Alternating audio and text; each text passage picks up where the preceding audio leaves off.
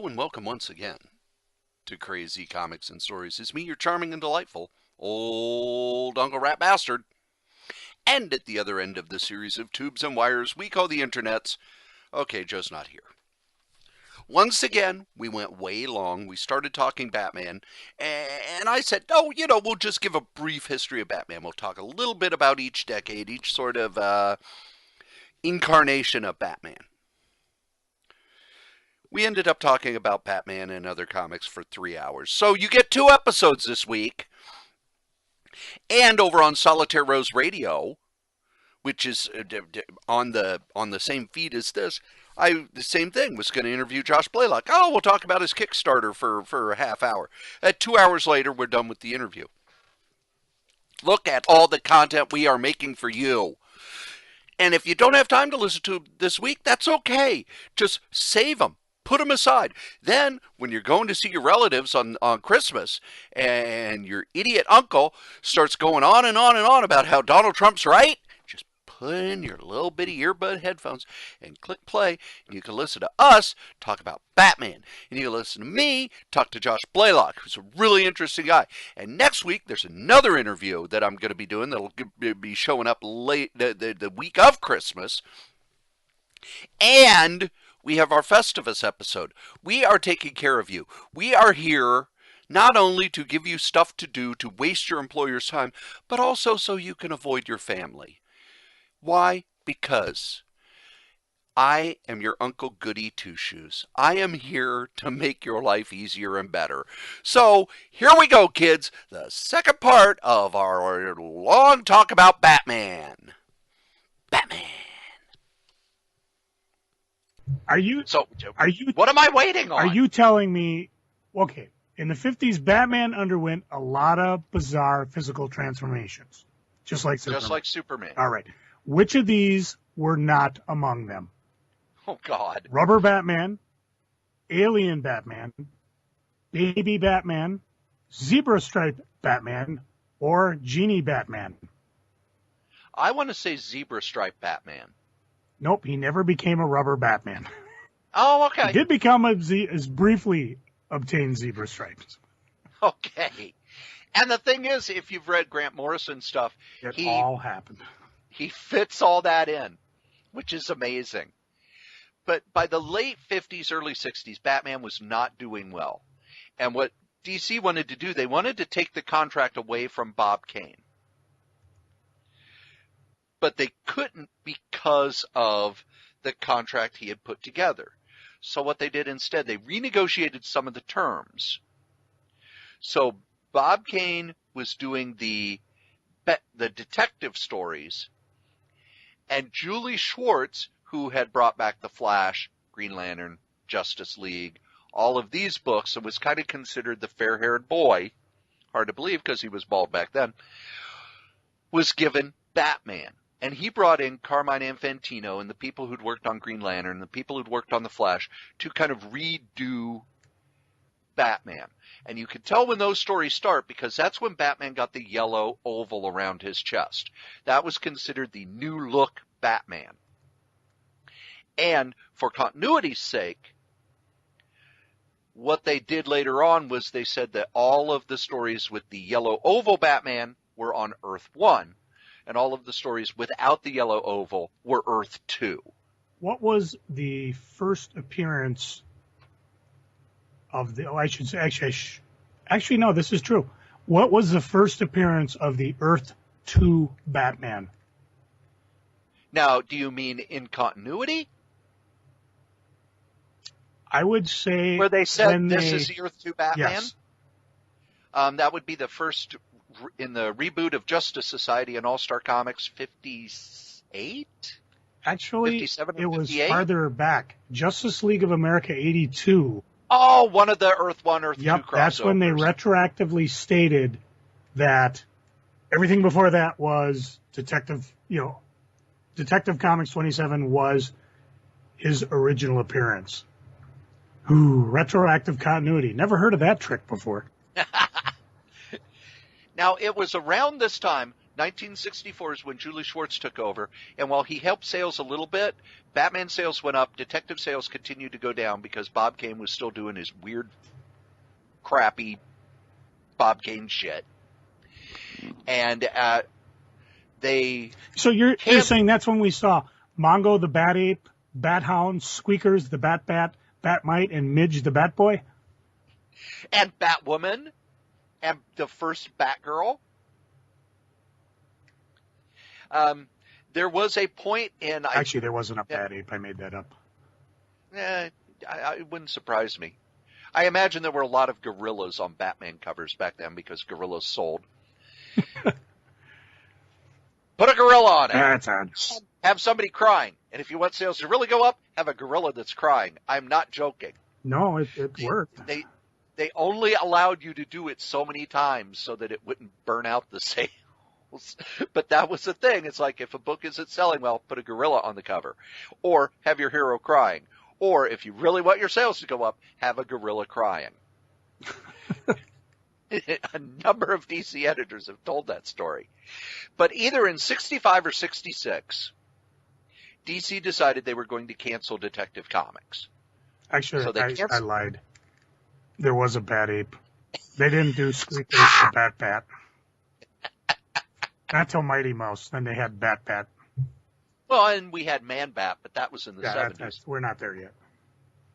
But Bat Ape, well, that's just good family fun. And they canceled Detective Comics for a week or two. Now, everything I've read is real fuzzy. Now, there's a second time Detective Comics was canceled that's not fuzzy, but when in the 60s, it was really fuzzy, and I've heard a number of different stories, such as it was canceled for 2 weeks, and then they decided to change their mind.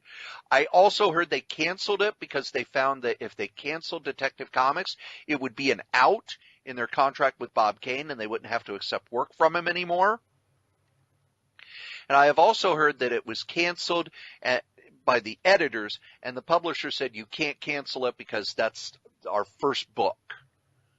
So there are a number of different stories as to what happened. What I can tell you is that it was canceled and then brought back, and then the Batman TV series hit.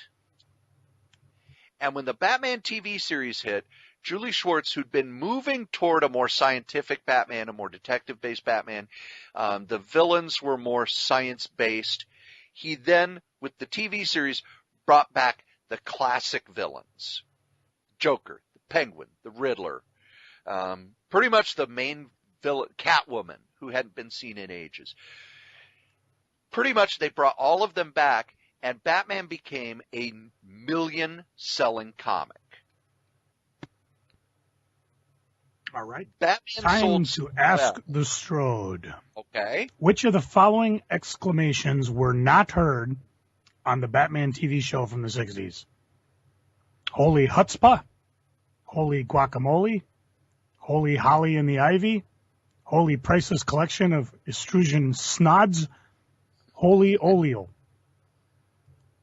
I would think it's the first one. Let's see. Survey says, nope, nobody ever exclaimed holy holly in the ivy because that would have been just nonsense. Duh.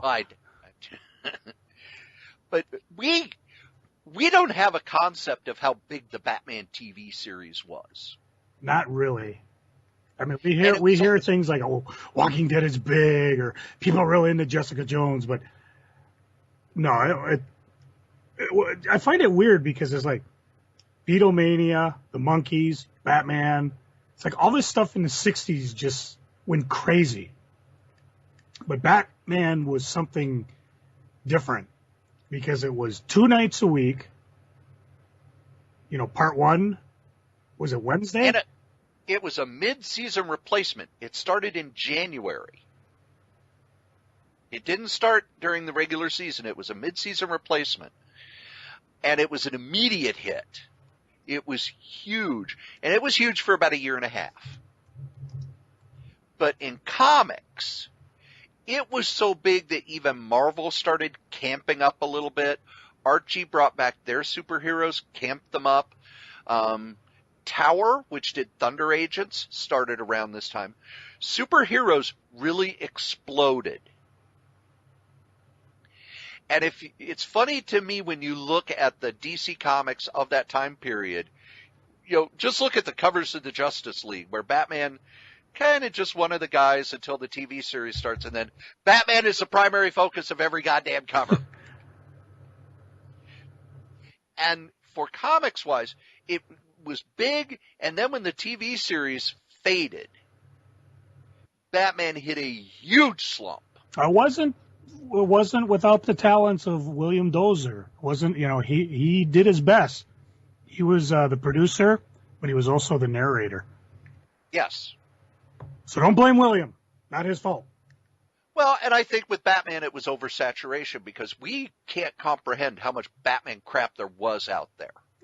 You look at the early days of Beatlemania, you had Beatles wigs and all the merch and everything. With Batman, it was bigger. There were toys. It was all over. It was on the cover of every magazine. Look at the Hollywood names that wanted to be the villains, or even just, look out the window as they were climbing up the side of the building, which led to one of the most bizarre ones when Colonel Klink leaned out the window and accused Batman and Robin of giving Hogan the bat rope to climb out and escape. The weird thing was Hogan's Heroes wasn't even on that channel. It was on a different channel. And Hogan's Heroes was Bing Crosby Productions, which was not in any way associated with 20th Century Fox, which was doing the Batman show.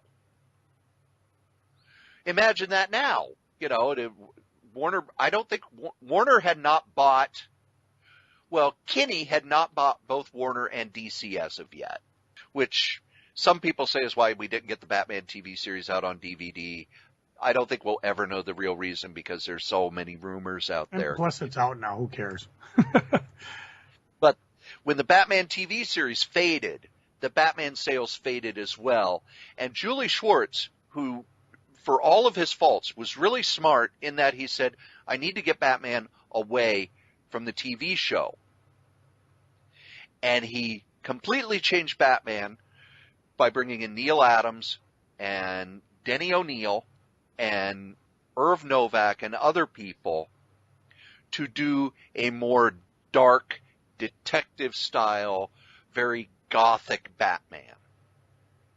And by the time you get to the 70s, the Batman character had changed. Robin had gone away to college. The Batcave was shut down. Bruce Wayne now lived in Wayne Tower, which was both a business and a philanthropic institute.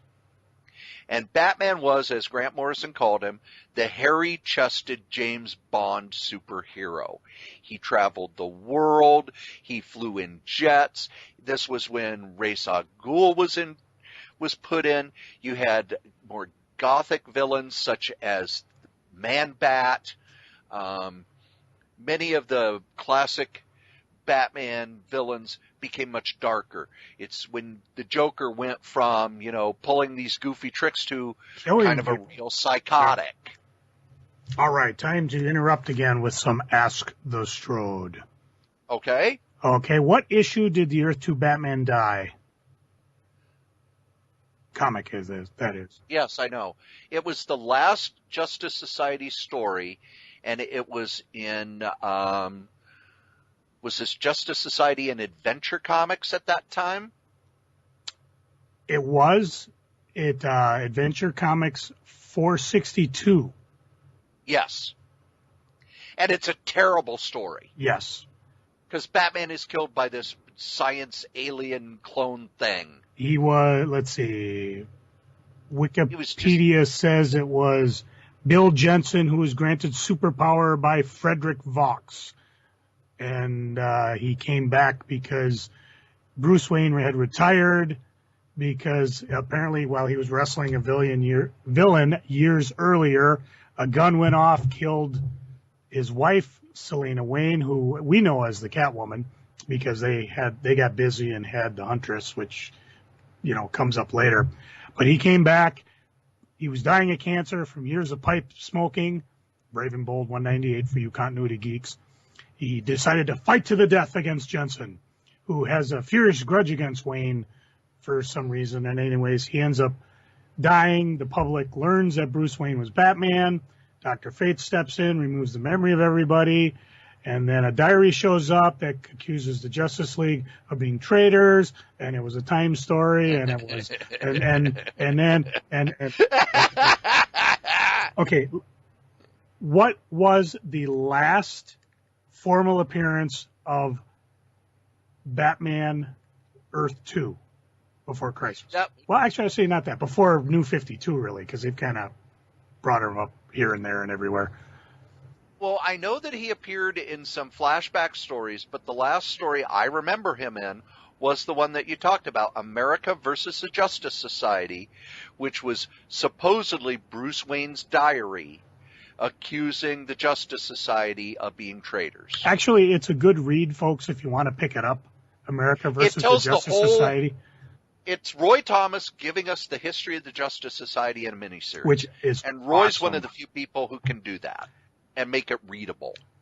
It was more of the last final formal appearance of the Earth 2 Batman was Secret Origins Volume 2, Number 6 in 1986. Okay. Which was the Secret Origins starring Golden Age Batman. And I think Marshall Rodgers and Terry Austin did the art, so that was fun. Roy Thomas again wrote it. And did that one have Superman in it too, or was that? No, Superman was number 1 of that series. Yeah. So they were Superman kind of revisiting all the old heroes that had got wiped out by Crisis, kind of as a last minute thing. And Roy Thomas wrote a lot of them, so they were fun. A lot of what there were 2 reasons Secret Origins came about. One was that Roy Thomas had a contract to write a certain number of comics every month. That was back when your writer's contract would be, you will write this many pages per month or this many comics per month. And they'd canceled All-Star Squadron because Earth 2 no longer existed. I think they canceled Infinity Incorporated by that time. They canceled All-Star Squadron, which is one I absolutely love. And Arak, Son of Thunder, was also canceled. So they gave Roy that for 2 reasons. One, so Roy could fulfill his contract. And second, because with Crisis, they kind of felt they needed to have a Bible for creators to, this is the origin of these characters. This is what you use from now on. Which it lasted 50 issues, and by a month after the 50th issue came out, everybody was ignoring everything in it. But back to Batman, in the 70s, Batman was doing okay. It wasn't a huge seller, but it wasn't a terrible seller. He had 2 books, whereas Superman had 7. But they had a lot of really interesting stories, and I'm glad that the showcases are continuing because you've got the Neal Adams, Denny O'Neil stuff, which is just brilliant, brilliant stuff. Then you get into stories by David V. Reed, who was a pseudonym for a mystery novelist who came in, and Julie Schwartz wanted Batman to be an actual detective. He wanted actual mysteries, actual detective stories.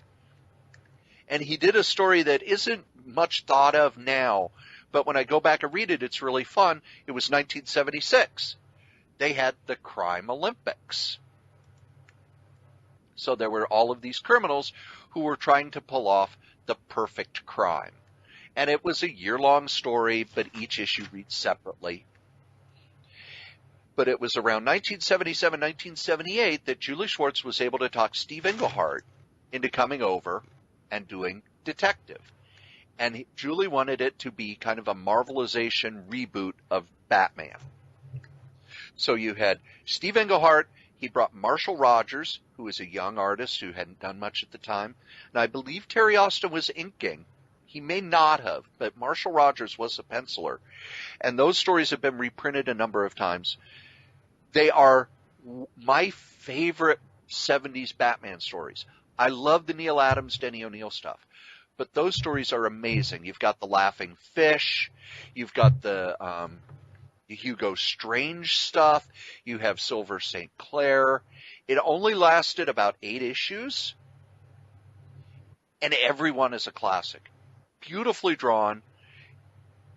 Just Steve Englehart, who was basically known as a Marvel writer and spent most of his career at Marvel, had such a mastery of Batman that after that, he kind of Marvelized Batman.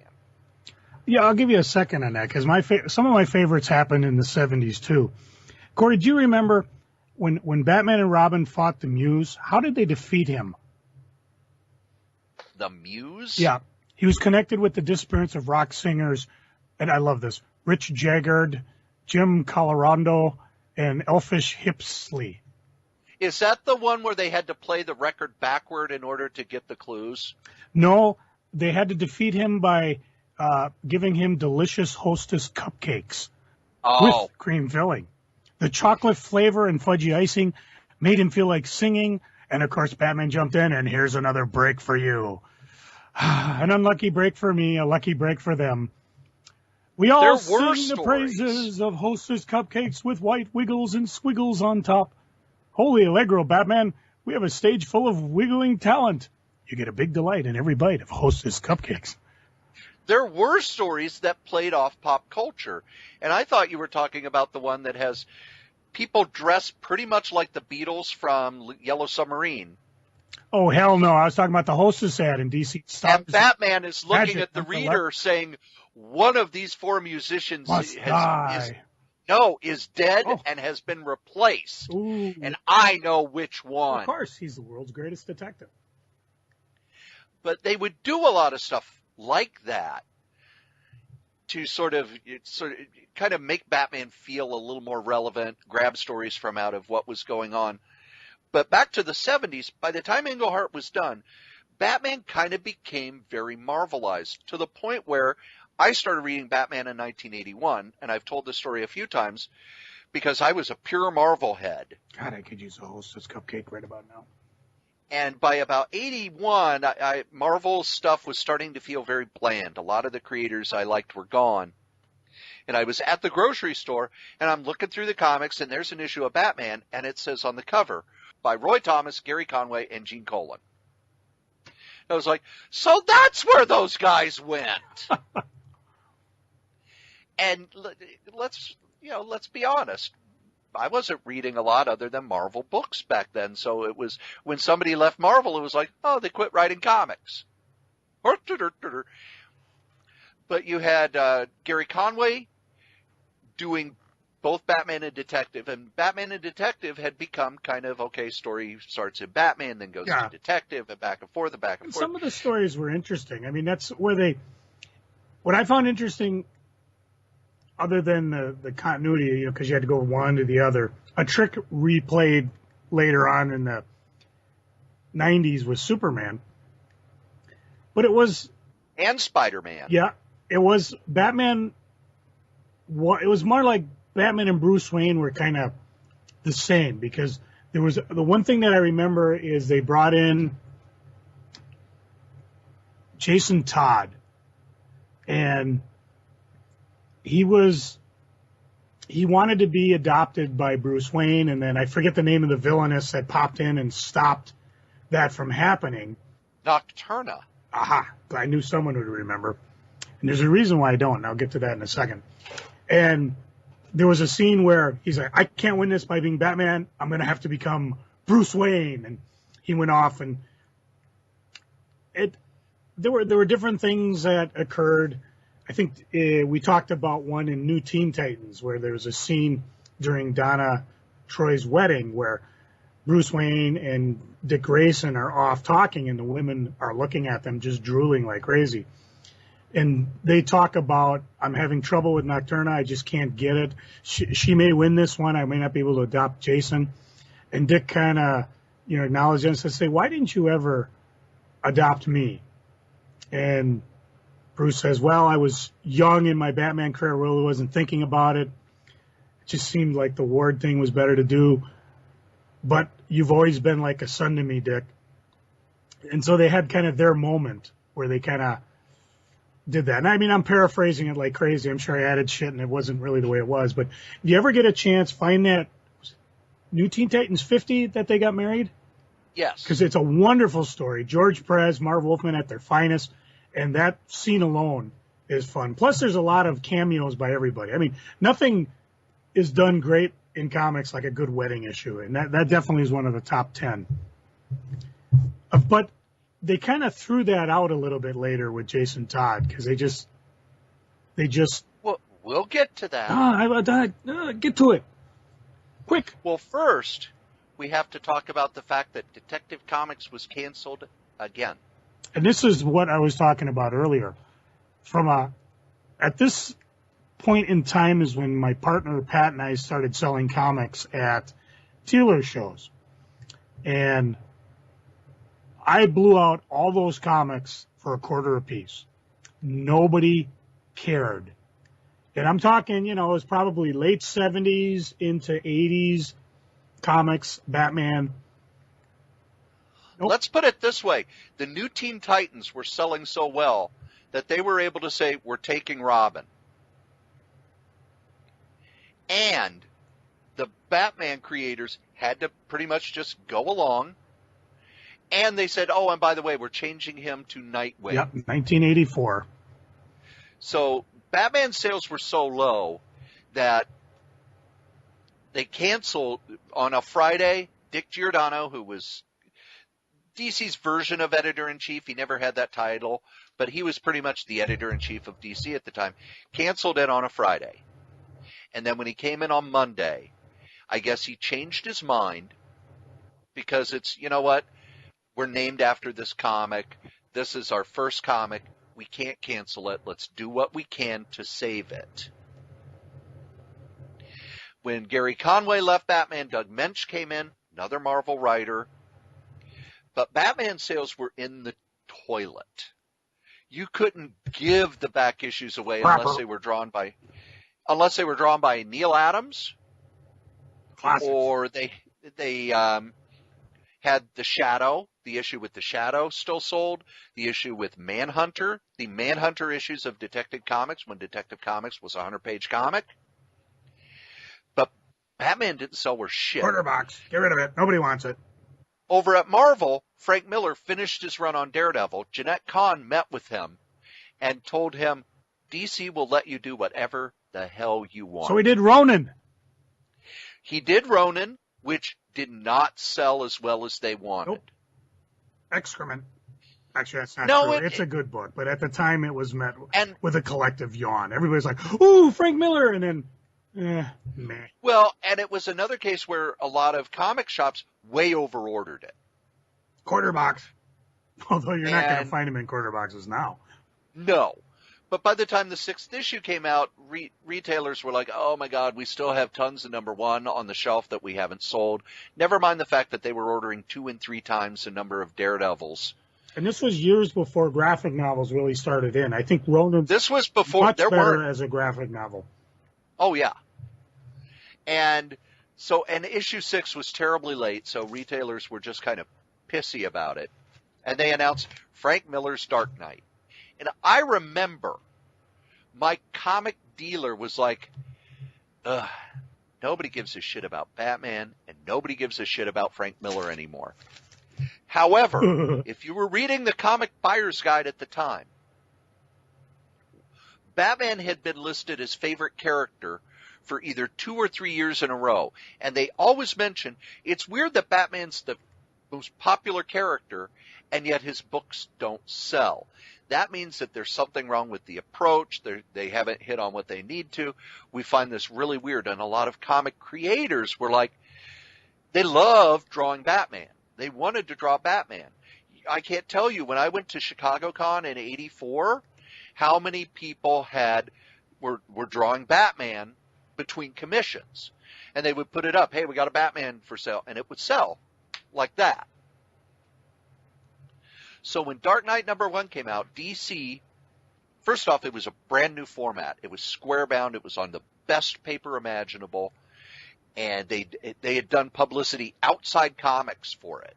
Joe talked about how there were ads for his college radio station. I wrote for the college paper at the time. We were sent a packet from DC that had Dark Knight #1 in it. And and press releases and stuff that we could use for writing articles. I wrote an article about it for the college paper that I got paid a whopping $15 for. That was drinking money. And Dark Knight #1 hit like a bomb. Comic shops were sold out immediately. Second prints were available. Third prints were available. They went to 5 printings of that thing. It was getting reviews not in the Comic Buyer's Guide, but in regular newspapers, probably because of the packets they were sending out. But Dark Knight #1 hit Rolling and Stone. hit big. The Rolling Stone thing was huge because I remember in Comics Buyer's Guide, all of the columns talked about how big it was that, this comic book was getting mainstream publicity. And it's hard for us to imagine a time when comic books aren't in the national culture. But DC had lost huge portions of their distribution in the Midwest. To the point where I would go to grocery stores, they would have Marvel and they would have some Archie. There would be no DCs. And I would ask, and they go, well, DC doesn't have any distribution in this area. Comics had kind of condensed down to comic shops, and Dark Knight blew it up. And the Batman comic itself, same creators, telling continued stories, all of a sudden it is shooting up the charts and back issues are going out of control. By the time Dark Knight finished... Fine, we're gone. And Dark Knight was 4 issues, and again, the last issue was unbelievably late. I can't remember if it was 3 or 6 months late. And then, because 1 had sold so well, people ordered insane numbers of 4. So I remember even when I started working at Schindler's in '88, there were still a big stack of Dark Knight #4s that you could buy for cover price. Boy, you can't do that now. Let's take a look here. Dark Knight, as I crack open my trusty Overstreet. I don't know if they actually list the days it came out. Oh, it's probably, okay, I got to go to Batman because it's Batman the Dark Knight. Yeah. I don't know if they list when it came out, but I would like an idea of what they're worth now. #1. First print. First print. Because they have listed second and third prints. But I know it made it all the way to a 5th printing. The #1 at 9.2 is $100, which is considered near mint. #2 is 40, #3 is 30, #4 is 30. And we had them for $2.95. What?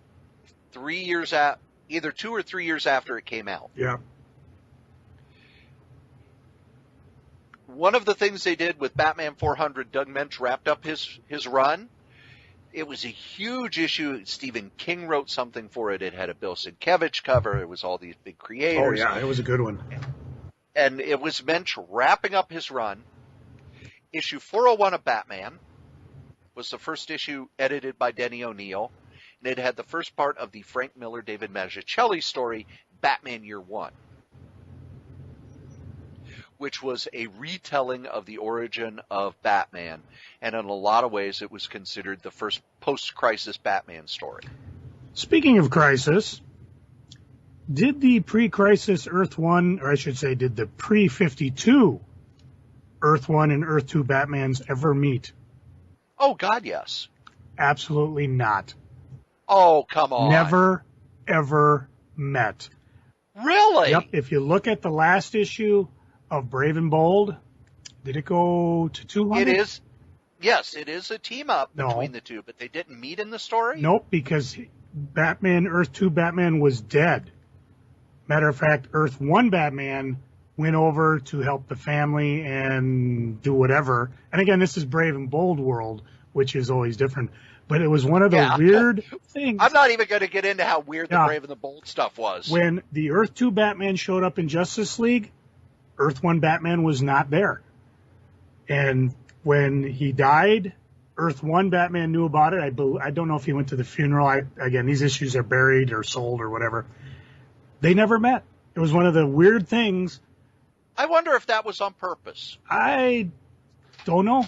It might have just been weird because one of the big things in JLA, too, was that Robin took over the Batman mantle. And he had a weird bastardized Batman version. So when he showed up in Justice League, that's how he was. Yeah. Or, JSA, JLA crossovers. So, yeah, a fun trivia thing that they never met. The Brave and Bold one was kind of one of those. Okay, the first part's a Earth 2 mystery, and then it leaked over into Earth 1, and the Earth 1 Batman had to solve it. So, it's a fun story. And that was by Alan Brenneret, right? I don't even. Somewhere in my pile of stuff, it's there, but I don't have it at the moment. He wrote very few Batman stories, but every single one of them was great. Because he was mostly a TV writer who would come to DC and kind of write a special story every once in a while. So, you had Frank Miller come with Mazzucchelli, and they did Batman Year One, which was a phenomenal success. And then Batman became the dark, gritty, and Denny O'Neil would call it this is the early Batman. This is the real Batman. And he also started the thing that just drives me crazy, where Denny O'Neil's editorial rule was, there is no Bruce Wayne. Bruce Wayne is a disguise that Batman uses to function through society. So Batman became more really violent. Dumb. There are a lot of people who like that, and while I understand it, it ignores so much history, and to me it makes the character very one-dimensional. The other thing that happened during Batman Year One was you had Alan Davis and Mike W. Barr doing detective, and it got overshadowed. But come on, it's Alan Davis and Mike W. Barr doing Batman. And then Todd McFarlane did some issues of Batman, which led to my favorite Bob Kane story of all time.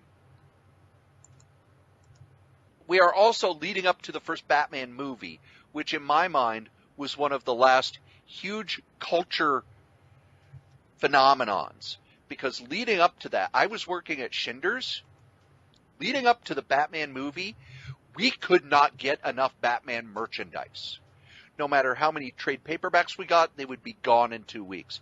I remember one time we got a van load, not just, some box. We got a van load of Batman t-shirts. And we were told, this will last you until the movie. And a week and a half later, they were all gone. Bob Kane had not been associated with Batman since the TV series. He'd been out in Hollywood being a big shot and whatever. And as Batman became huge again, they start the publicity for the movie, and he puts out these prints of his designs of a modern Batman. Joe, have you seen those prints? I probably have. You've seen the 3 covers Todd McFarlane did for Detective Comics, right? Yeah.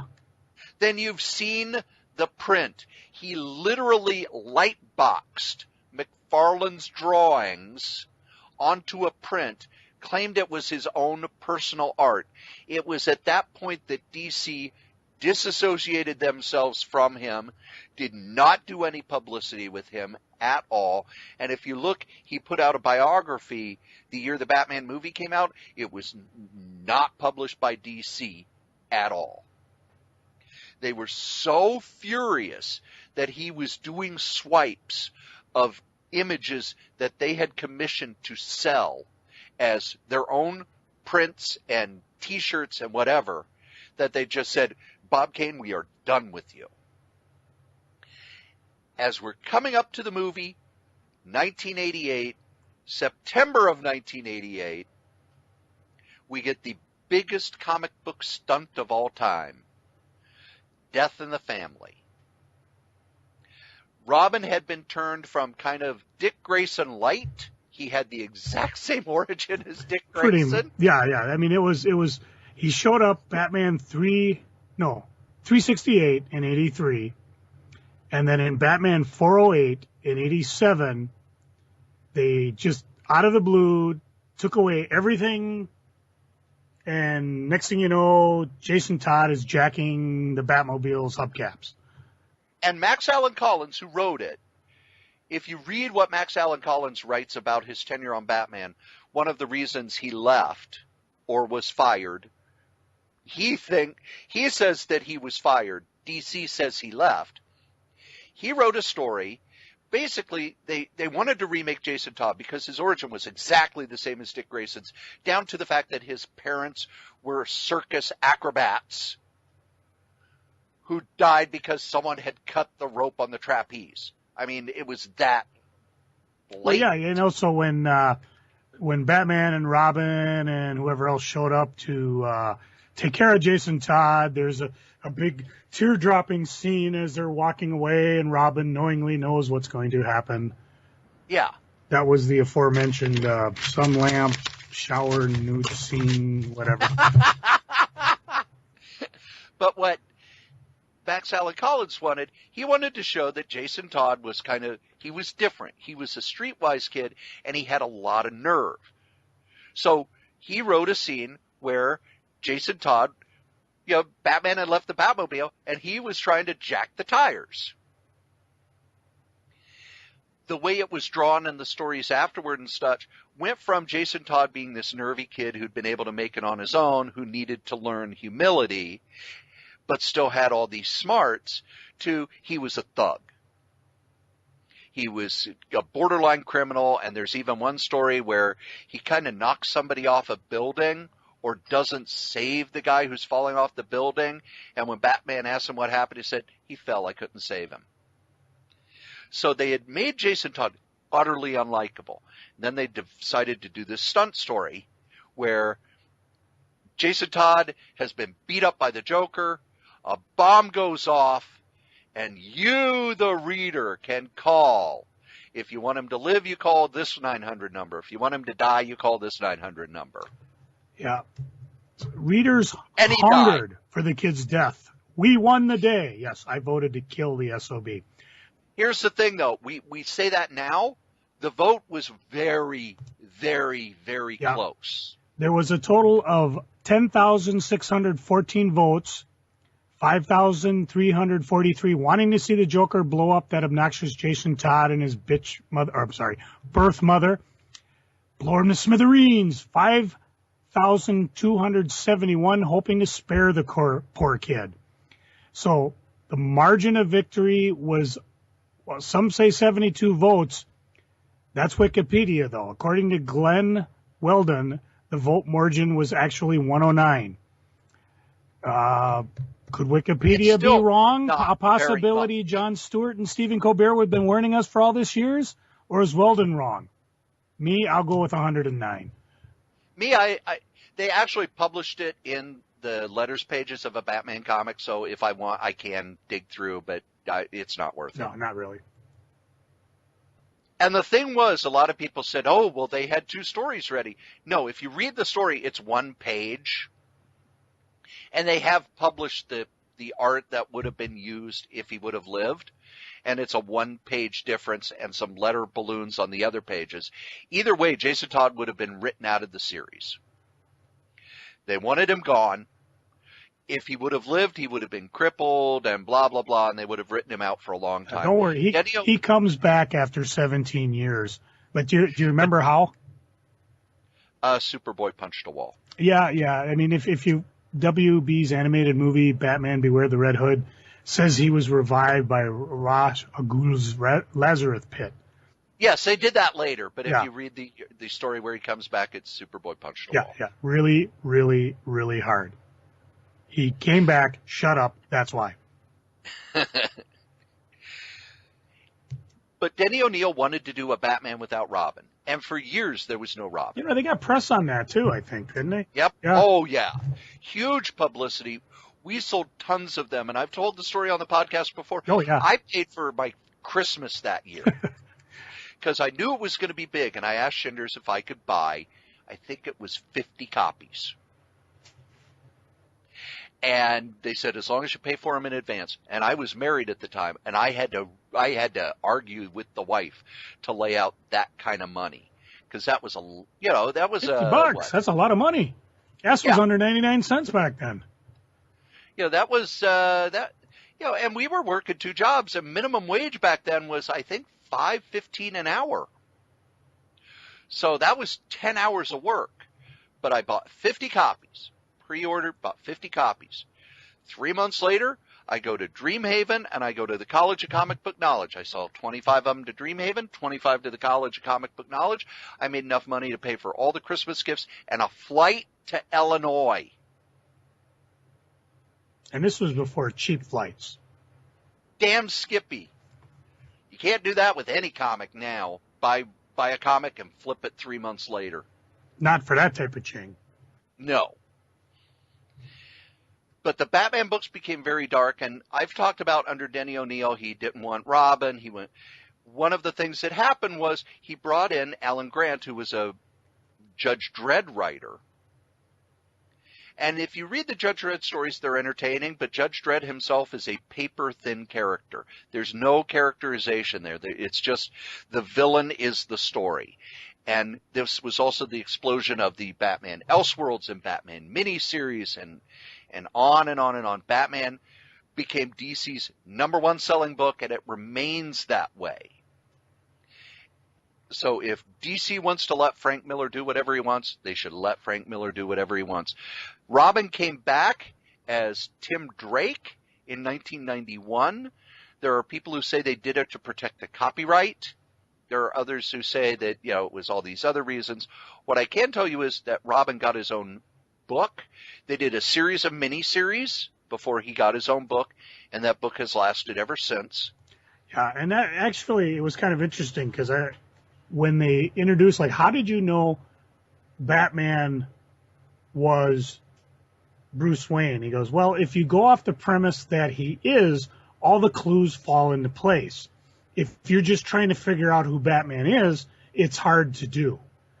And so it was kind of like reverse engineering, and it was by circumstance, because didn't they say Tim was there when Dick Grayson's parents died, and he saw Batman, and then months later Robin showed up, and he was able to put the two together because Robin kind of looked like Dick Grayson.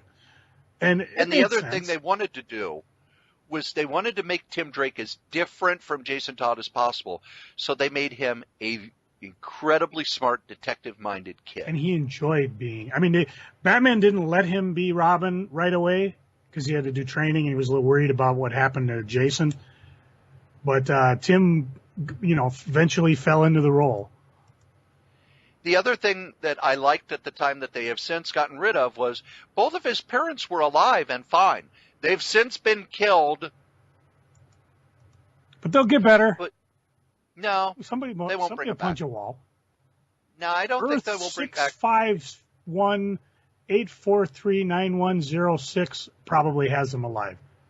Well, yeah. Never mind that. That's a number to White Bear Mitsubishi. But never mind. But through the 90s, Batman was DC's most popular character. I also feel that while the stories are good, they're very one-dimensional. It was also around this time that they started the Batman events.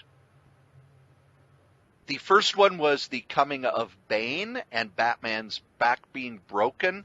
This was right after the Superman died story, so they wanted a big event for Batman. It started with Bane letting all of Batman's rogues gallery free. And there are a lot of people who say that that was a reaction to Grant Morrison's Arkham Asylum. Because in the publicity, people thought Arkham Asylum, it's Batman versus all of his villains, when really it was more of a psychological story that used his villains. And people were complaining about it, so it said, fine, give them what they want. Batman's going to go through all of his villains, and then Bane will defeat him. He'll be replaced by this more violent Batman to show that, no, Batman can't be the Punisher. But then you got Contagion, and you got Cataclysm, and you got... Every couple of years, there would be a big Batman crossover.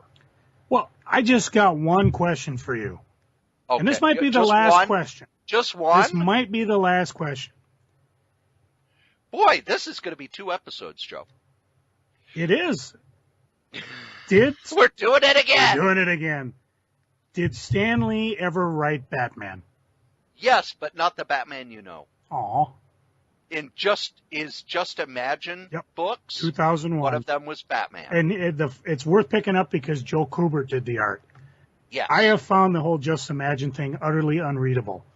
I think they are fun ideas, and Stan Lee doing DC characters, but I think it would have been better if they would have let him just do a Justice League story. Yeah, or just, it's not Stan Lee imagining Batman, because I think what Stan did is he sat down and goes, okay, Batman, like he came up with Spider-Man. Here's what I envision. I'd have preferred, just take Batman and write a story. Justice League would have been perfect. He could have written all the characters. Yep. But on the other hand, you said DC did go through a series where everything was Marvelized anyway, so maybe it wasn't that big a deal. Maybe that's why they were trying to tap into that. And the other thing was, you can't go home again. Remember when DC pushed, we're going to get Chris Claremont working with John Byrne on the Justice League. I doubt you can remember that story at all, Joe. Actually, I didn't remember they did that. Yep. Then around 2003, 2004. Before we get there, what was your reaction to the Batman film, the Tim Burton, Michael At Keaton? the time, it was amazing. It took it seriously. I still remember I was married at the time, and we went opening weekend. And you know the scene where the bat plane goes up into the air, and then it's kind of surrounded by the moon, and then dives down. Bat symbol. When it goes up and it is framed by the moon, I went, oh, and she actually grabbed my arm and said, cheered. It was awesome. She was the only one who wasn't just, because she grabbed my arm and went, quit it. What did you think of Batman Returns? I thought Batman Returns was a mess. If they would have done the Penguin story, it would have been good. If they would have done the Catwoman story, it would have been good. The fact that they did both really was a mess, although I've told this story on the podcast. My son and I saw it at the drive-in, and a storm was coming in. And you know the sequence where Selina Kyle is tossed out of the building? Yeah. There was a huge crack of lightning at that time. So not only is all this stuff on the screen, but then all of a sudden, kaboom! It's like, holy shit, nothing's better than that. The one thing on Batman Returns is a lot of the plot points were advanced while they were talking real soft and threatening. And I never got it until eventually I saw it either in the Dollar Theater or on tape. Batman Forever, 1995, what'd you think? Was okay. I bought Val. He looked better as a Bruce Wayne. He was a good Batman, but the story itself was goofy. They could have left Tom Lee Jones as Two-Face out and just done Jim Carrey. I was so pissed about that because he did the one thing Two-Face would never do. He would flip the coin to get the answer he wanted. That's not Two-Face. Two-Face flips a coin, and whatever the coin says is what he does. Yeah. So when it was all that sort of stuff, and you could tell that they were drawing more from the Batman TV show, and then Batman and Robin, I've told the story before, I hated that movie. The people at DC, I'll tell the story again because I think it's entertaining. All the people working on Batman got a screener. They got a theater, and they were able to screen it a few weeks before it came out in theaters. And Denny O'Neil had all the people who worked on Batman there so that they could, get an idea of what they needed to do with Batman to tie into the movie, to feed off the movie, to kind of grab as much of the movie into the comic as they could. So the movie starts, and when the lights come up, Denny O'Neil stands up, turns to everybody and says, "We're fucked." And all of the plans they had to use Mr. Freeze and Poison Ivy and Bane and all that, they tossed them all away because they didn't want that stink of the movie in the comics. Because the comics were the best-selling thing DC had, and they were like, we are not going to screw this up. I remember going to see the movie. I don't know if it was a Source sponsored event or maybe it was just bunch of us went. But I was with Nick. I think Kruber was with. I don't remember if you were with, and I was at Harmar Theater. And the sad thing was I enjoyed it thoroughly. Upon rewatching it, I was like, it had to have been the company I was with because I cannot get through it now.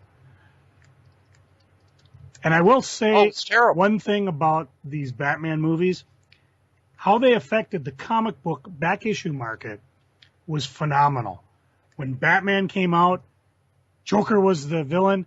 Every single Joker appearance went up in price. People were looking for him. They were hunting him in Brave and Bold. They were looking for obscure references. Anything Batman. Same thing happened with Batman Returns, Batman Forever. By the time Batman and Robin came, things were slowing down a bit. It wasn't an instant, Mr. Freeze is all the Mr. Freeze appearances go up. The first ones did. But, I mean, it's hard to believe that you would go nuts looking for obscure Joker appearances in the dumbest comics ever just because he was in a movie. Or Catwoman and Penguin, same thing. But by then, the back issue market was changing. You didn't have the movies dictating which comics would be going up. You didn't even have, they'd come out with what do they call Baxter format to tie into the movies. Yeah, they'd have movie adaptations, which by the time they were doing movie adaptations, it's why are they doing this? The VHS tape will be out in 3 months. Oh, I remember in Batman Forever they had a big one shot with. No, I'm sorry, I said that wrong.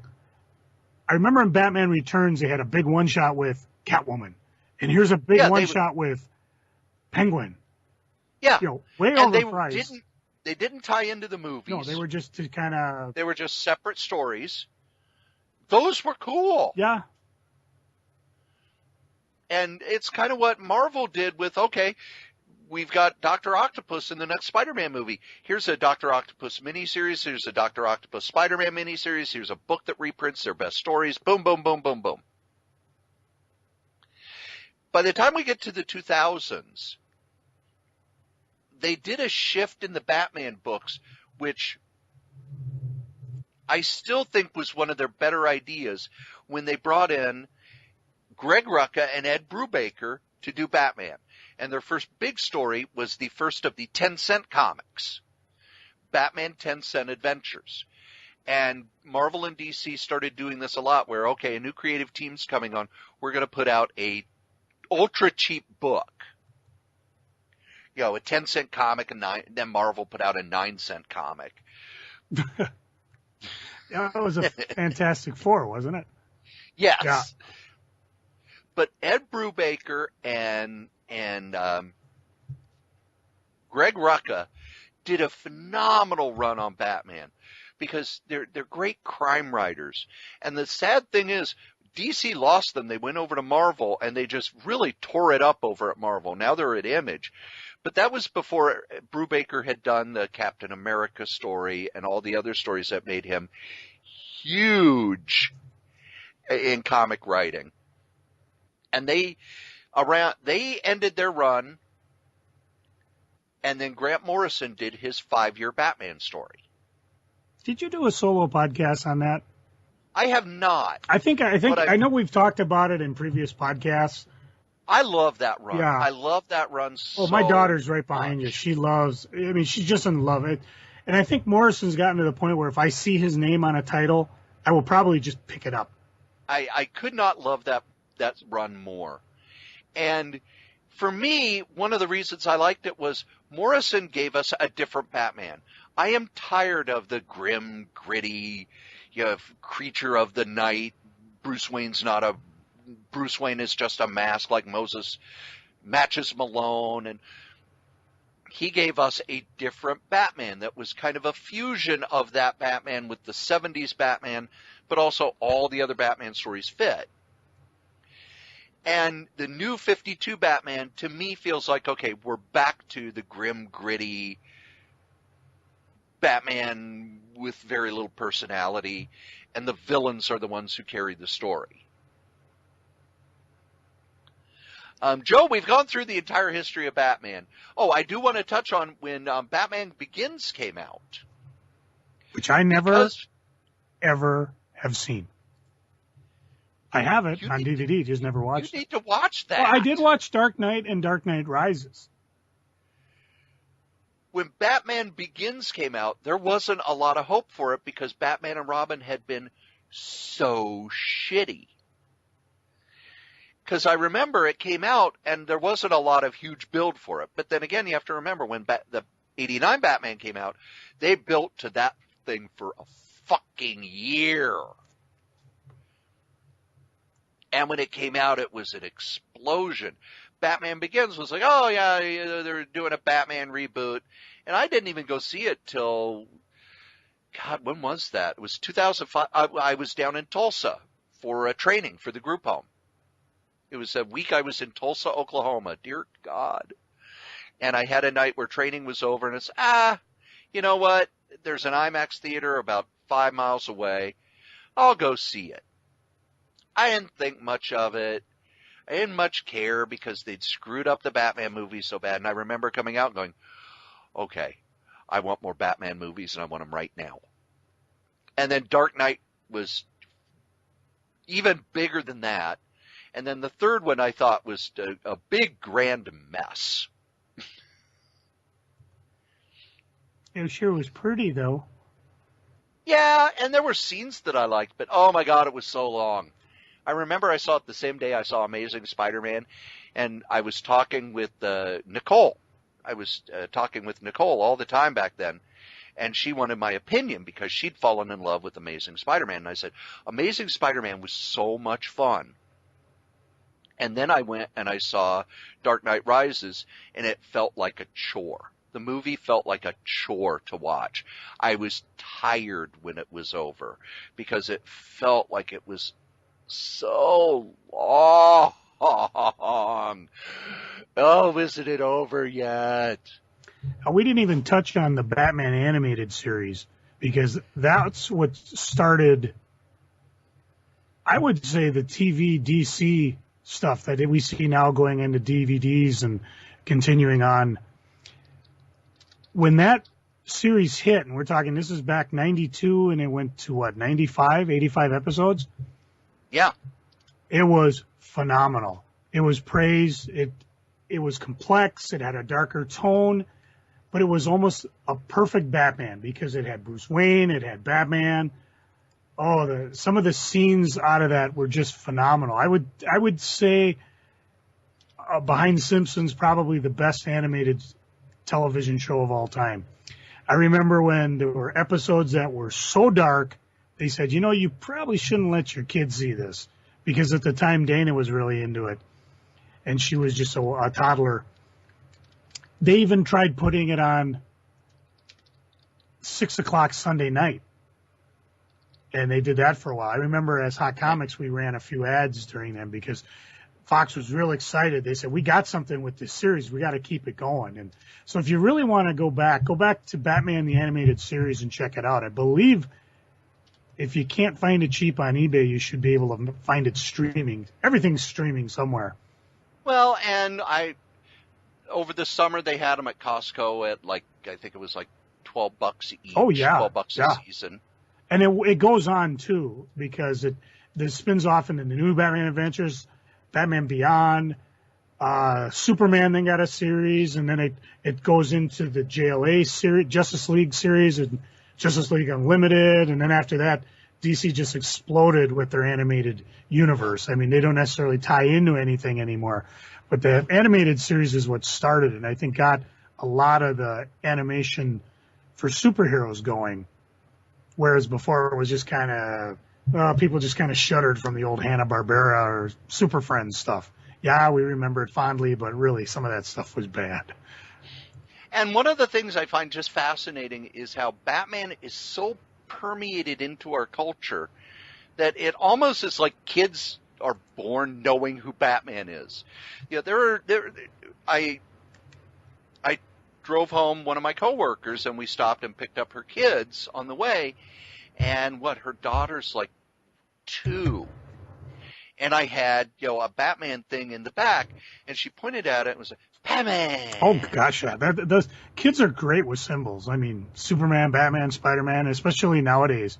Whereas, I think when I had the shop, I would have died to find anybody that had a Batman coloring book that I could sell to kids. I think Hot Comics co-founder Dan Wiesemeyer actually did some of the drawings for one of the Batman animated coloring books that came out. I think it might have been tied into the TV show, but I've got it sitting around somewhere. Had him autograph it, too. Quick one sentence.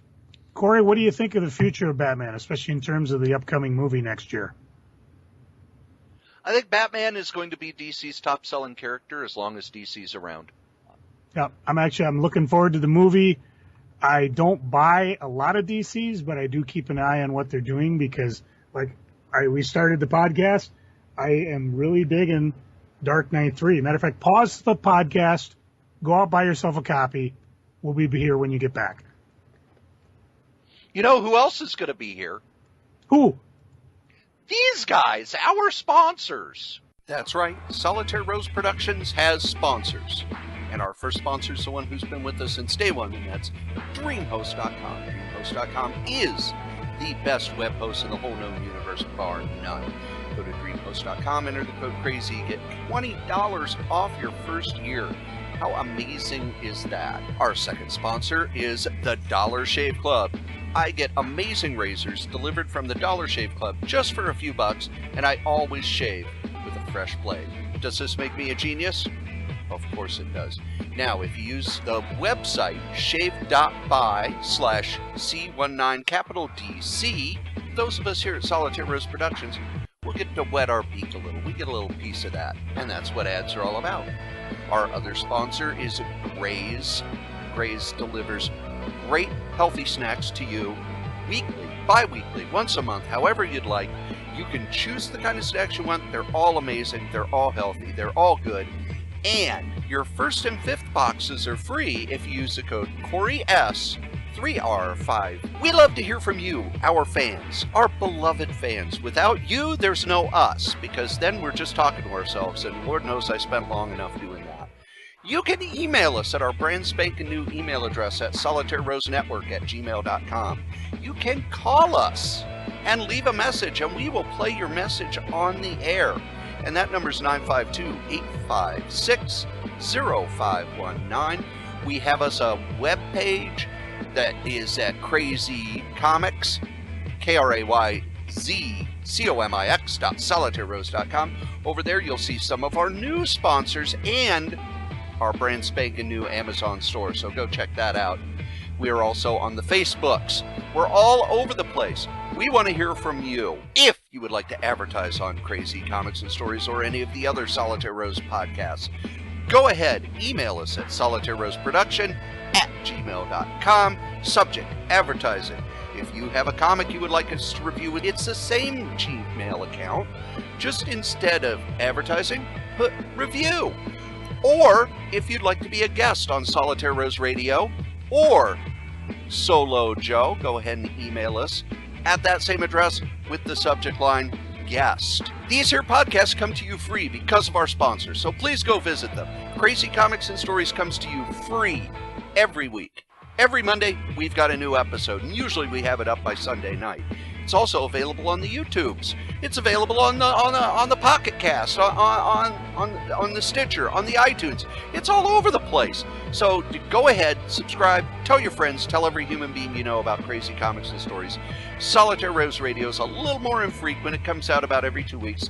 And Solitaire Rose Novelcast comes out every other Thursday. So get ready. The Solitaire Rose Podcast Network is growing. Join us. Be on board. Become a fan. Become a listener. Thank you. Oh, it's good to have sponsors, I'm telling you. And next year we're going to have even more sponsors, Ooh. and there'll be different sponsors. And now that we've had our sponsors, Joe, what's going on eBay? You know what? I'm not really going to spend a lot of time this time around because we've done a lot of Batman talk. And truth be told, I don't have a lot of Batman stuff on eBay. What I do have, you can go find at KRAYZ, or if you want to check out the the store, go directly to it. It's stores.ebay.com/crazy-comics-and-stuff. Oh, dear God. I know they didn't make it easy, do they? But Cory puts it on our Solitaire Rose page, so you can always connect from it there. But I do want to give a shout out. What? Yep. Somebody bought, after listening to the last podcast, Giant Size Man Thing #1. Yep. Phil, down in Illinois, I don't know what you're going to do with it. Read it. I didn't say that. I mean, when I posted it, I said, this is for a very good copy of Giant Size Man Thing #1. Say it without giggling. And he sent me a note saying he's a listener to the show, and he also said he always wanted himself a Giant Size Man Thing. Everybody needs a giant Yep. size man thing. I've got the biggest man thing of all the show. I don't know what Phil's going to do with it, but because he did send me a note and said he listened to the show, I did include a freebie. I reached over at the pile of my stuff, pulled out a copy of Zot Volume 1 from Scott McCloud. So hopefully Phil's enjoying not only his new giant size man thing, but his Zot. I was actually looking for one of my Christian guilt comic books to include with giant size man thing, but I didn't. So maybe I'll send that to you later, Phil. But thanks for listening. Thanks for buying. And again, if you find something and you do buy it, just send me a note. You can do it through eBay. You can do it through our Facebook. You can do it through my personal Gmail, which is crazycomics@gmail.com. Or, of course, the show's Gmail, which we've said. But go ahead, spit it out there, Cory. Solitaire Rose Network @gmail.com. By the way, Joe, do you know why I say I have the biggest giant size man thing of all? I have been trying to ignore that. But because I have the man thing omnibus, over 1,000 wow. pages. And every so often, I so post a thick. picture of it. Every so often, I post a picture. Have I shown you my giant size man thing? The joke that never it gets doesn't. old. And it's fun when gentlemen. Jin's here because she laughs every time we say giant size man thing. And not only, and then she feels ashamed. She should. And that's the important thing. Yes. We want people to laugh and then feel bad about the fact that they laughed. Well, we've been yammering for a long time, so let's speed through Freaking and Geeking. Oh, I don't know. Because this is 2 episodes. I know, 2 episodes worth twice. Did we do that 2 weeks in a row? That's 2 weeks in a row. Wow, I really thought, well, I should have guessed when you said no Butch, no Jin, and you said, I want to do a brief history of Batman. I knew that was not going to happen. Well, Joe, look, when you listen back, I could have gone on a lot longer. Oh, there's about a lot the of Batman, stuff we post-60s, the 80s. Oh, yeah. We just sped through the 90s because while I read them all, I was not a big fan of the Batman stories of the 90s. Matter of fact, I remember at the time telling you, because you would ask, well, what's your favorite Batman book? The Batman animated comics were by far the best. Very expensive to rebuy, though, especially because I think when they start bringing in Harley Quinn and Poison Ivy, those books went crazy. Well, and you had you had just this wonderful art by Rich Burchett and Terry Beatty. Very, very much like the animated show, the stories weren't overwhelmed with angst and death and pain and no. And Batman liked being Batman, even though they didn't really, that was one thing, even in the 60s show, they never really talked about why he was Batman, which probably worked for the time. Who knows? Maybe we'll revisit Batman when Dark Knight 4 comes out, since we already know he's working on it. Miller's also saying that he's going to finish All-Star Batman and Robin. I'll believe that when I see it. But one of the things that really kind of bugged me about the fact that it fell apart was it was going to be 18 issues of him and Jim Lee, and then he was going to do a 12-part story with Neal Adams. Can you imagine how batshit insane a Frank Miller, Neal Adams Batman story would be? Heads would explode, Joe. Yeah, that would be good. I'd buy it. I'd buy that. I'd buy that, and I'd buy that in single issues. I'd buy it in hardcover. I'd buy it in an absolute. Freaking and geeking. Joe, what are you freaking on? You said very early in our first episode that you had a freaking. I did. I got written up at work. Uh-oh. Yeah. The hell did you Well, do? I was working in the pre-check lane, and some lady came up with a big winter coat. And, while normally you can leave your coat on in pre-check, it's one of the perks. Winter coats are just way too thick. And, of course, with all the crap going on in the world, we're a little paranoid. So I asked her to take it off, put it in the x-ray, and she got all snippy with me. Well, I'm pre-check. I don't have to take it off. I said, well, it's a thick coat. We need to. She looked at me indignantly. Well, I'm an amputee. And I just blinked at her and said, ma'am, I didn't ask you if you were fully armed. Oh. Yeah, not good. No, it never happened. That doesn't happen. I just needed to put that joke somewhere. I got no freaking. Cory, what are you freaking on? I want to hear about this job bitching of freaking you told me to remind you about. Last week was Thanksgiving week. 2 weeks for those of you podcasting, but, there's a time distortion. Just deal with it. When it's a holiday, as a temp, we don't get paid days off, except we get 6 holidays a year. In order to qualify for that holiday, you have to work 24 hours the week of the holiday and 24 hours the week after the holiday. So as we're coming up on it, I know that the company I work for is closed on Thursday and Friday. So I put in my request and I say, I know that normally I'm given 6-hour days, but because of this, is it possible that you could please make sure to give me 24 hours the week of the holiday so that I could qualify for holiday pay? So normally I would have gotten 18 hours, 3 6-hour days. Right, Joe? Hang on. You told me there wasn't going to be math. Carry the 4. Ah, yes, that makes sense. Not only did they not give me 24 hours, they did ask if I could stay late a few days. They gave me 22 hours. Oh, I was going to guess 23. Boy, here I... Okay, so there are people more rat bastardy than us. And then this week, they're giving me 10.5-hour day on Monday, 10.5-hour day on Tuesday, regular, 6 hours. So that this week, oh yeah, you're getting, and I'm there 10.5 hours today. And one of the supervisors go, oh, you're putting in overtime. And I don't care because it's a temp job and I hate it and I don't care. I said, no, I'm getting 10.5 hours today and 10.5 hours tomorrow and then my regular 6 hours. So I'm only getting 38 hours this week. I have to work a lot extra and have longer days, but I don't get the benefit of overtime. Now, the group home, on the other hand, I worked there a lot over Thanksgiving. Why, Joe? Ask me why. Because atheists don't celebrate Thanksgiving? No, because I only got 18 hours a week at Thanksgiving, and I have to make up that money if I want to be able to pay my goddamn rent. I was close. Now, I'm going to disclose this on the podcast because I don't spread it around much, but I volunteer on Thanksgiving morning at the group home. I make the turkey and the stuffing and the mashed potatoes, and I make a sweet potato casserole that is not allowed to have any goddamn mini marshmallows because that's a sin,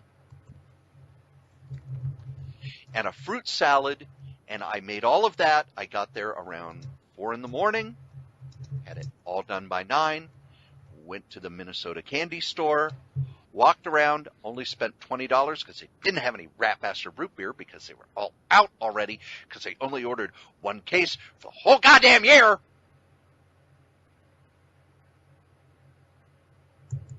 And I came home and I made a lasagna and I put together a couple of podcasts and I watched the Mystery Science Theater 3000 marathon, which was supposed to be on Pluto TV, which is one of those channels on your Roku, but Pluto TV was not ready for the amount of traffic that they would get.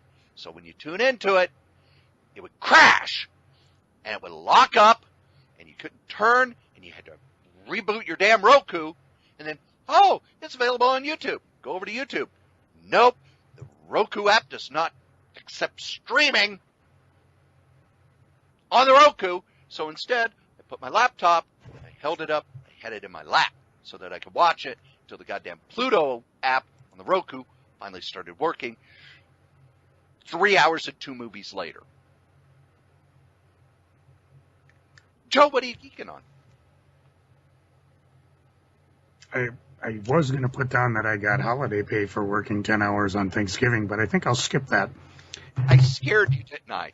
I just will go right into my batch of Have I comics. re-earned the Uncle Rat Bastard yet? Have I destroyed any thought of me being a Goody Two Shoes?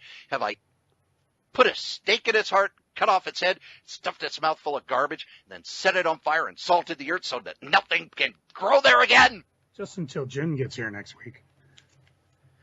I don't know. I'm still pretty hot. Well, yeah, we're leading up to Festivus, and I got a lot of problems with you people. Just stop posting selfies of yourself, okay? I mean, yeah, you're hot, fine. I don't normally think of guys that way, but if it makes you feel better. Comic books. I got tons of comics to talk about. First off, I'm going to say thank you to a friend of mine, Eric. He went over and spent a month in China, which isn't that unusual because he lived there for a number of years. And, of course, anytime I hear someone going to a foreign country, this includes you, dear listeners, I ask, would you bring me back a comic book from the company? Scratch that. I ask that you bring back a comic book from the country you're visiting. I know I can go on eBay and find them and whatever, but it's more fun to know that this has actually been in the country that it has.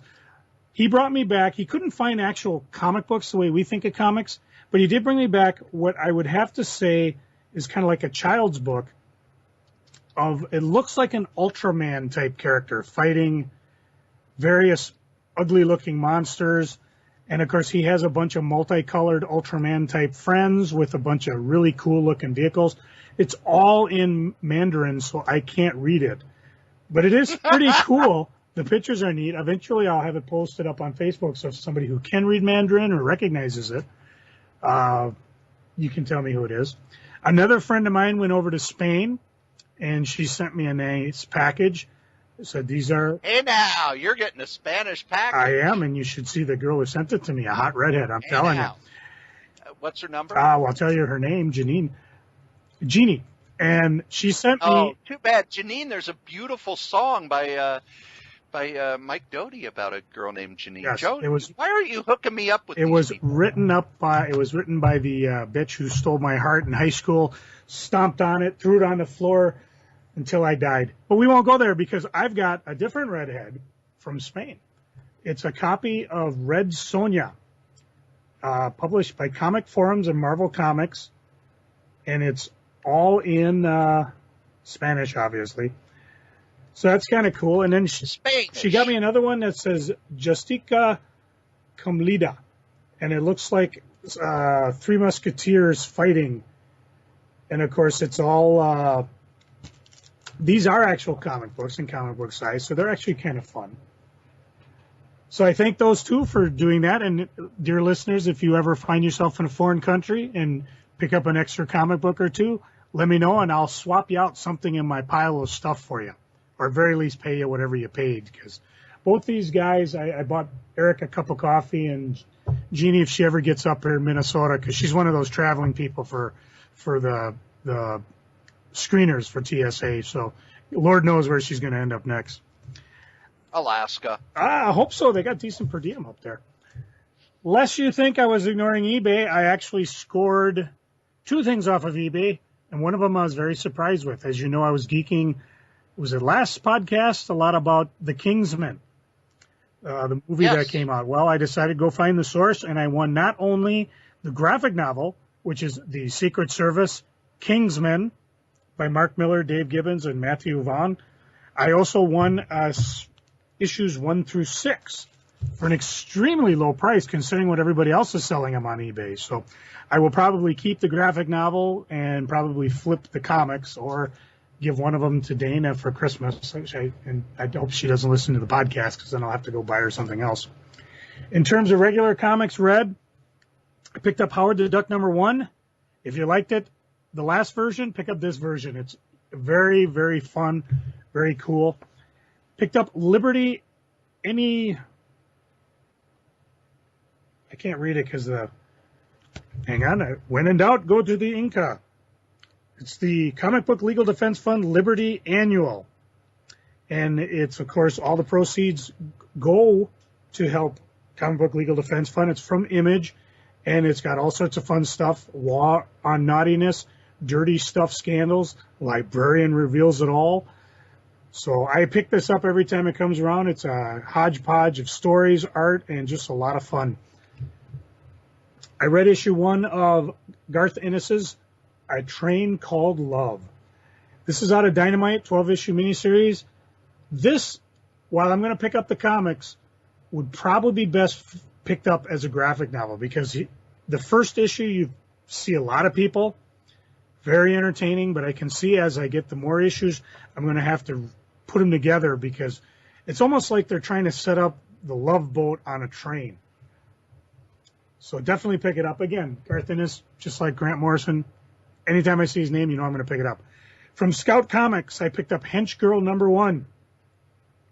It's about a hench girl who goes for hire for various evil people. And I believe it's an ongoing series, but the first issue I enjoyed. It was pretty good. The art's not as refined as it could be, but, you take it as part of the style. You can tell right away on the cover if you're going to like the art or not. But again, I liked the story, so it was fun. One of the few comics I still read, Justice League from DC. They're doing the Dark Side War, which I'm having fun. They broke off and went into a series of one-shots. If you want to toss up a spoiler warning, please do so, because what happens when Darkseid dies, new gods have to be born. Well, they happen to pick members of the Justice League. All of them pretty much are fairly mundane, except the one, of course, with Batman. So if you had to skip over all of them and just wait for the next issue of Justice League, you'd probably be fine, because you're talking this is like 5 extra issues you have to buy at $3, $4 a pop. But the Batman one's definitely worth picking up. Even if you're just a Batman guy and you're not picking up Justice League, pick it up because it was really, really, really cool. And I don't want to give away anything in it because it's really, really, really cool. The next issue of Star Trek New Visions came out, The Survival Equation.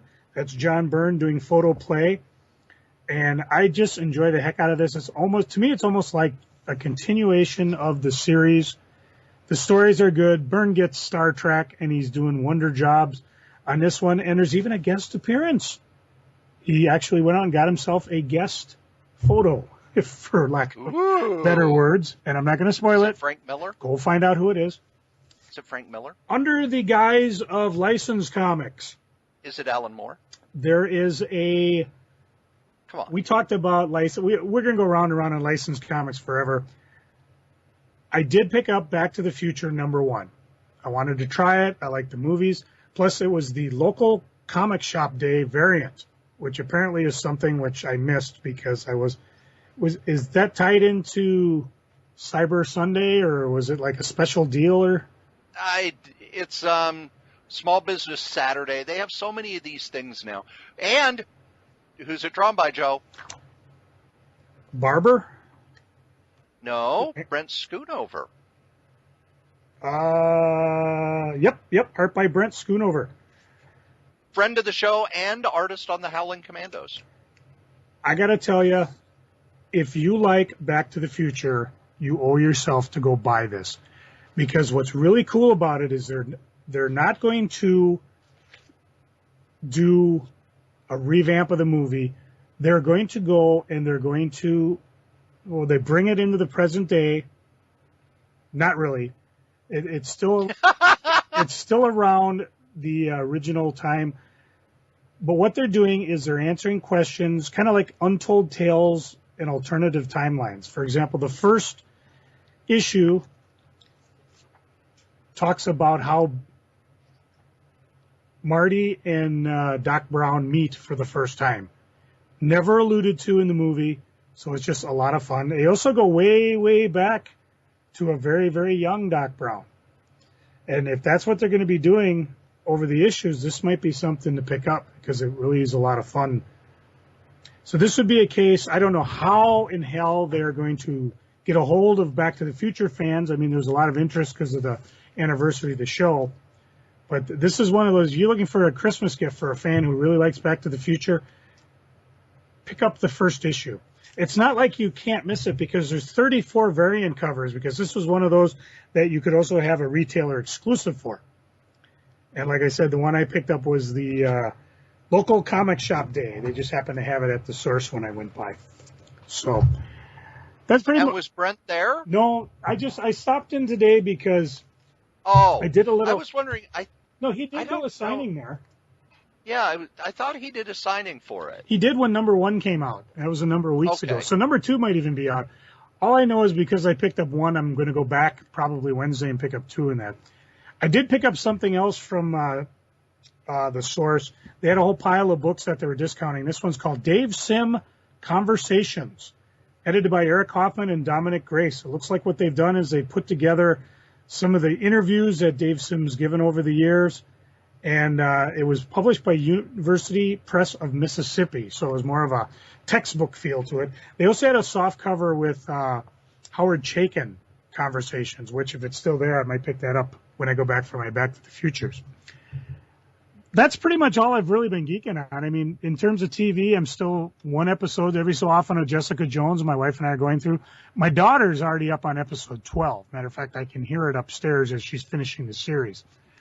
We've kind of gotten rid of our MASH fetish. We're going back to Cheers, hence my opening line at the beginning of the show. Other than that, Cory, what are you geeking on? What's got you going? What's got you revved up? Vroom, vroom, hubba, hubba.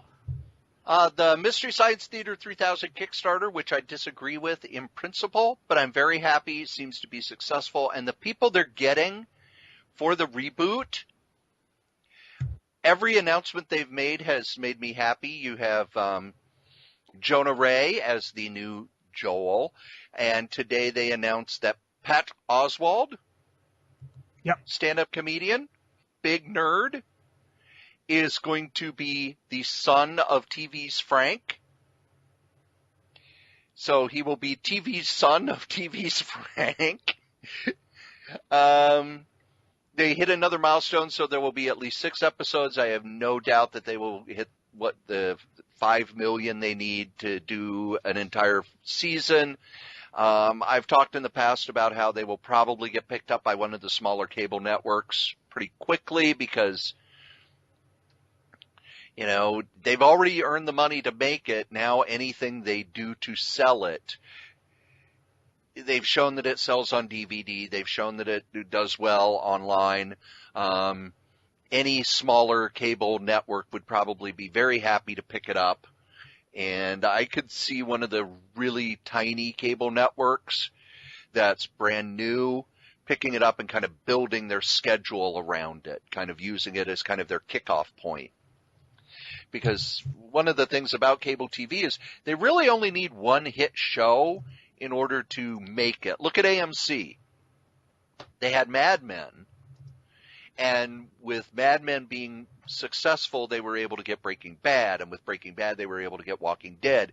And now they have all these other series that they're doing so that they're not just, hey, you know how we used to show old movies? Yeah, we don't do that anymore. Here's a bunch of crap from the 80s. Enjoy it. Yeah, bastards. AMC has another series called what's it called? Into the Badlands. I have watched the first 2 episodes. It is set in a world where guns do not work, so everyone has learned martial arts and has swords. And it's very much cool martial arts fights that are filmed very, very well, and there's very little plot to get in the way of the story. Well, damn, it's about time. So if you want to see a bunch of cool martial arts fights, there you go. First episode had this really cool fight on top of around a car that lasted around 10 minutes. All these in the rain, beautifully filmed, brightly filmed. It wasn't, dark like every other TV series that annoys the hell out of me. but it was well lit so you could see what was going on. It wasn't a bunch of jump cuts. They showed the actual fight itself rather than a bunch of jump cuts that make you feel like you're watching a fight and you're not really watching a fight. And the second episode is good. It moved the story, what little there is, forward. But there was also just some amazing fight scenes. So if you want to see some really cool martial arts fights, there's that. I only got to read one comic, and it's a comic I'm going to highly, well, two. I read Dark Knight. But there's one Marvel book that kind of came out under the radar that I picked up after reading some reviews. Vision #1. The Vision has had his emotions wiped.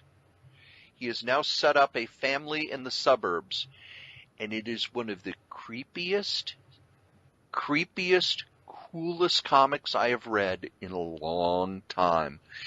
It's one of those where when Marvel said, yeah, we're doing a Vision series, you went, yeah, who cares? They destroyed that character back in the late 80s, and I haven't given a damn since. Someone found a hook, and it's really good. And one of the things I'm noticing about the all new, all different, okay, this is another all new, all different. Okay, we're doing it again, all different, Marvel. They're taking chances with the Howling Commandos book, with the Vision book. The Scarlet Witch book coming out has these beautiful covers by David Aja. So Marvel isn't just, here's more of the same. They're really trying some new stuff. No, Marvel's doing more of the same. They just decided Secret Wars 6 is slipped back now into 2016. Secret Wars 9. By the way, I told you 3 months ago that would happen. Yep. I know this shit, people. People need to listen to me when I tell you here's what's going to happen. More often than not, I'm right. Not saying I have magic powers. Magic powers. And if people would listen to me, I'm becoming one of those people. If everybody just listened to me, the world would be in a better place. No, the world went to hell once they quit putting prizes in cereal boxes. Pretty much. Damn Cracker Jacks, cheap little sticker books. That's depressing. They don't even have sticker books anymore. It's okay. Fold this, and what is it? Oh, it's a face. Wee. But Vision is really good. Highly recommended. I actually got a recommendation for a podcast from one of the listeners. Cool. We like listener news. It's called Talk to Me. And it's episode 15. It is an interview with the Reverend Horton Heat. Jim Heath gives an interview. I'm a huge fan of the band The Reverend Horton Heat. I had never heard an actual interview with Jim Heath. I've heard him on concert videos where they talk to him a little backstage. And every so often he'll tell a story on stage. And the guy knows his rock and roll. He's got some amazing rock and roll stories. But this was a really good podcast. I don't know if I'd listen to it all the time. But it's Talk to Me, Toomey, episode 15, where they talk to the Reverend Horton Heat. And that was recommended to us by John Davis, one of our super fans. And I will close with one of the Reverend Horton Heat stories. It's not in the podcast, but one he told on stage once, where he was, the way he told it, he made it sound like he was at this party. But when I think back on it, it could have been that he heard about it. It was a party out on the West Coast, and Eddie Van Halen was there, and Brian Setzer from the Stray Cats was there. And they were talking guitar work, and Eddie Van Halen asked Brian Setzer, how do you do that Chuck Berry, the rockabilly beat, when you listen to a Stray Cat song or Jerry Lee Lewis or Chuck Berry, that Chuck Berry guitar work. And, you've listened to Eddie Van Halen. Like his music or not, he's an incredible guitar player. He's thought of as one of the greatest guitar players of all time.